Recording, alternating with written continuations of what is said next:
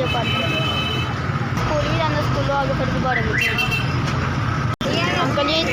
साढ़ा बनो पर घर है कि गरीब है बस तो गुब्बारे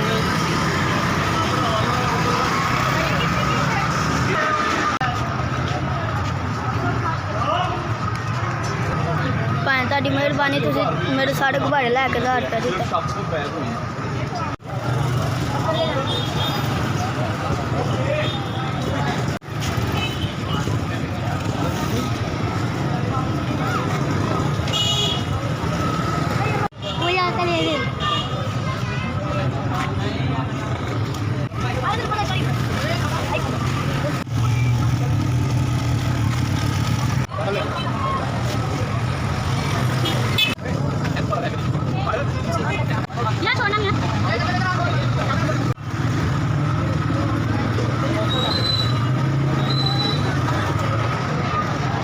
हाँ जी मैं 150 का बेच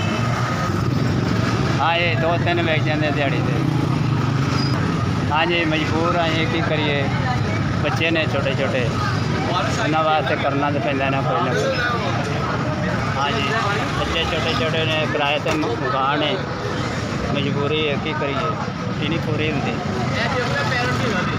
पैसा नहीं है को मजबूरी है पैसे नहीं है जोड़ा कोई कारोबार कर लीए या काम कर लीए